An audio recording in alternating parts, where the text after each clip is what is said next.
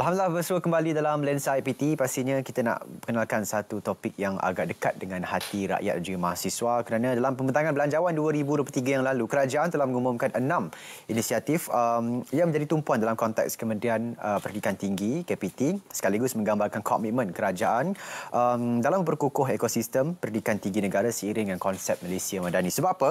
Dalam memperhalusi dan mencerakinkan setiap juzuk inisiatif yang telah dirancang, dapat kita lihat kerajaan sebenarnya memberi tumpuan kepada dalam memperkasakan pendigitalan pendidikan di samping kekalcaknya dalam kebajikan mahasiswa. Topiknya hari ini adalah berkenaan dengan memperkasa kebajikan mahasiswa. Bersama dengan kita pada hari ini di studio, Encik Hirman Awang, Pengarah Bahagian Mahasiswa Holistik Jabatan Pendidikan Tinggi, Kementerian Pendidikan Tinggi KPT. Assalamualaikum, Encik.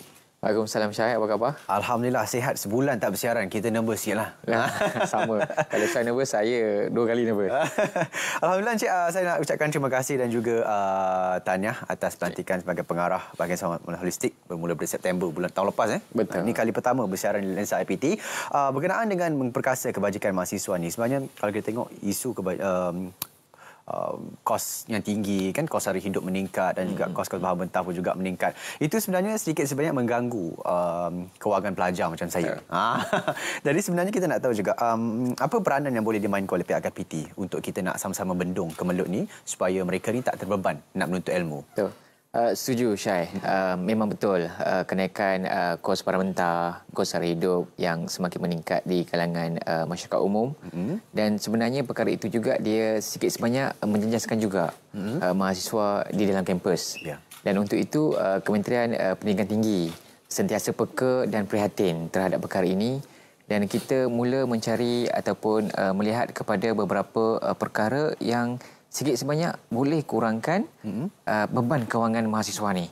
Dan kita maklum bahawa perbelanjaan yang diperuntukkan untuk pembelian makanan oleh mahasiswa adalah satu perbelanjaan yang sangat besar dalam kehidupan seharian mereka lah. Baik. Sama ada di kampus ataupun di luar kampus. Baik, sebenarnya kalau kita tengokkan dalam menu rahmah itu dah terkenal di serata Malaysia. Sampaikan bila di universiti ni ada satu lagi baru yang diperkenalkan, perkara baru yang diperkenalkan, menu siswa rahmah. Apa bezanya di antara menu rahmah dan juga menu siswa rahmah ni, Encik? Okey, macam ni, Syai. Kita apabila kita dah melihat kepada tahap spending mahasiswa dalam makanan di kampus untuk kehidupan seharian mereka, kita dapati mahasiswa membelanjakan sejumlah wang yang besar. Jadi kita memperkenalkan menu siswa rahmah, yang mana makanan yang akan ditawarkan nanti ataupun sedang ditawarkan sebenarnya, dia bernilai shilling sebanyak RM3.50. RM3.50. Wow. Manakala menu ramah seperti yang kita sedia maklum sedang ditawarkan di kebanyakan kafeteria ataupun pengendali makanan di luar sana.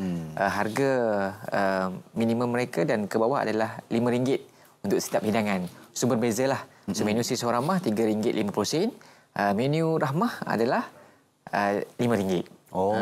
Jadi maksudnya saya percaya kalau di universiti ada kafeterianya yang banyak kios, banyak sub-subnya kan, banyak pilihan. Namun untuk menu siswa rahmah ni, tertumpu untuk satu kafe ataupun pelbagai, ataupun dalam satu universiti itu hanya menu siswa rahmah saja, ataupun menu rahmah pun sekali ada dalam konteks universiti. Betul. Syai, ramai yang sebenarnya bertanya soalan yang sama kepada kami di kementerian lah.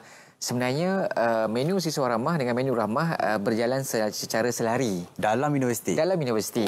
Ada kafeteria yang menawarkan menu rahmah yang RM5 satu hidangan. Dan juga ada kafeteria yang menawarkan menu siswa rahmah yang bernilai RM3.50 pada harga siling. Tapi pastinya menu siswa rahmah ni pelaksanaan dia menarik sikit. Alright. Jadi kalau RM3.50, apa kalau kita makan kat luar nasi dengan sayur je agaknya kan? Sebab sekarang pun banyak orang mengungut tentang harga bahan mentah yang tinggi semua. Jadi macam mana boleh turunkan kepada RM3.50 tu? Okey, menarik. Walaupun harga pada RM3.50, kita pastikan menu siswa ramah ni dihidangkan dengan menepati nutrisi-nutrisi asas. Maksudnya kalau hidangan utama dia mestilah daripada sama ada nasi, mi atau bihun. Manakala dia mesti ada juga lauk utama, sama ada ayam, ikan, protein daging atau telur. Jadi karbo plus protein dan dia mesti juga ada sayuran, serat. Jadi RM3.50 tu dia adalah satu complete ataupun pemakanan mal makanan yang lengkap. Okey, bagaimana boleh buat RM3.50 ni? Sebenarnya kita dengan kerjasama Universiti Awam melalui perbincangan dan siri lebat urus bersama pengusaha kafeteria, kita bersetuju untuk Universiti Awam menyerap kos sewaan pengusaha kafeteria ni.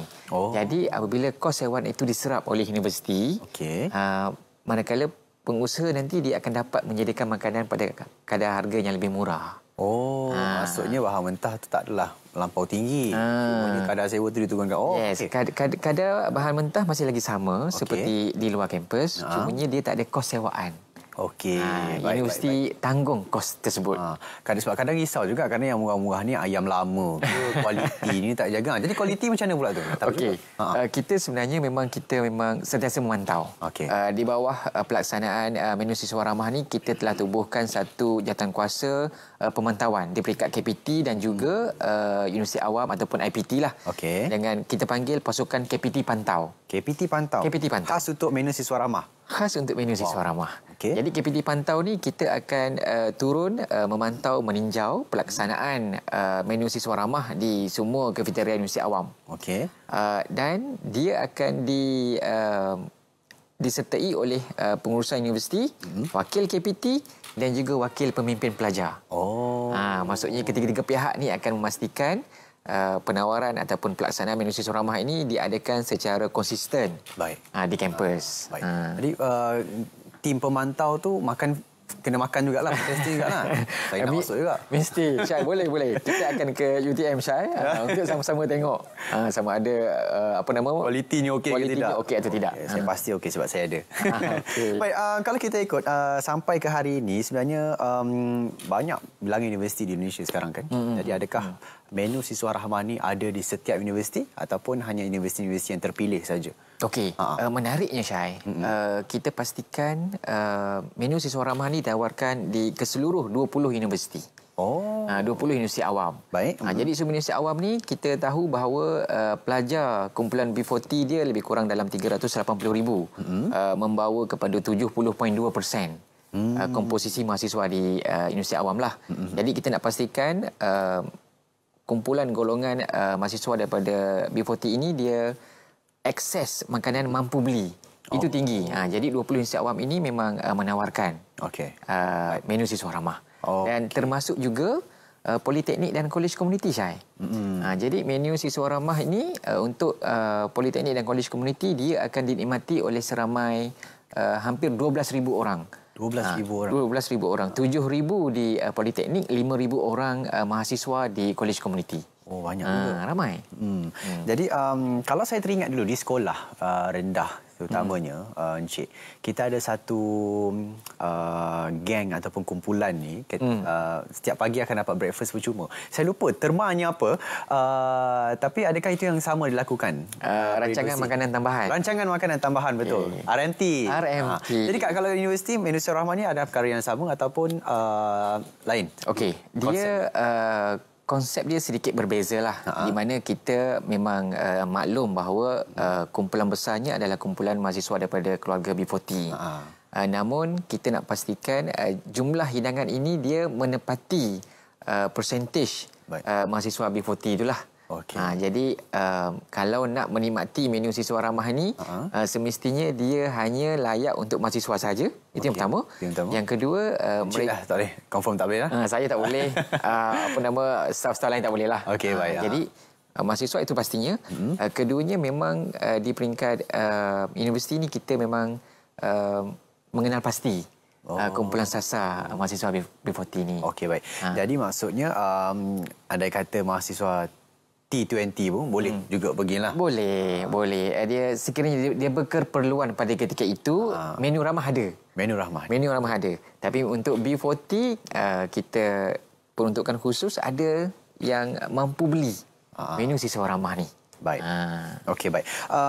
Jadi kalau itu sasarannya ataupun target market yang ingin dijualkan menu Suara Rahmah ni.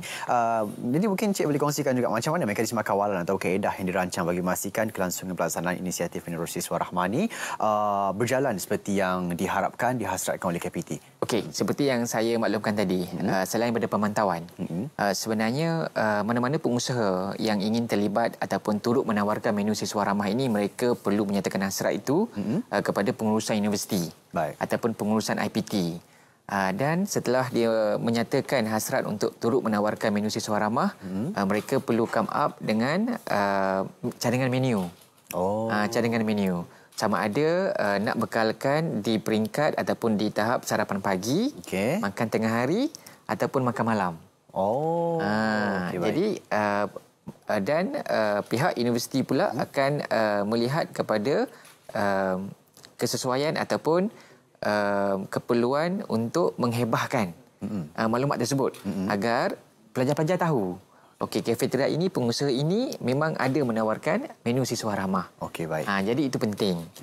Itu yang pertama. Yang kedua, daripada segi pelaksanaannya pula, dia mesti adalah konsisten. Kita tak nak apabila dia dah disenaraikan sebagai penawar ataupun pengusaha menu Suara Rahmah, hari ini ada, esok tak ada. Esok tak ada. Itu saya marah. Itu saya marah. Tak boleh. Tak boleh. Tak boleh. Tapi soalan lagi, Encik Irman, macam mana kalau kita andai kata di universiti itu ada di kampus, ada juga di kolej, adakah satu kafe ataupun satu kedai yang menawarkan saja ataupun boleh buat pelbagai? Boleh. Sebenarnya sehingga Mac 2023 ini, kita telah mencatatkan sebanyak 235 pengusaha kafe ataupun kafeteria di Universiti Awam dan 98 pengusaha kafeteria di Politeknik dan Kolej Komuniti. Jadi sebenarnya dia di kampus ini banyak pengusaha. Dia banyak pengusaha. Contohnya kalau di UKM baru-baru ini, Yang Berhormat Menteri Pendidikan Tinggi turut menjalankan tinjauan menu Suara Rahmah ni, dia memang ada 7 kafeteria yang secara umumnya menawarkan menu Suara Rahmah ni. Jadi kami boleh katakan bahawa pelajar tak perlu risau. Bukan memang satu kedai saja. Bukan satu kedai saja. Sekurang-kurangnya 5 ke 7 kafeteria di dalam suatu kampus atau kolej kediaman yang menawarkan menu Suara Rahmah ni. Khusus untuk pelajar B40 lah. Baik, kita nak ke dalam lagi berkenaan dengan memperkasa kebajikan mahasiswa. Tapi kita nak berehat seketika. Cik, kita akan kembali selepas ini dalam Lensa IPT.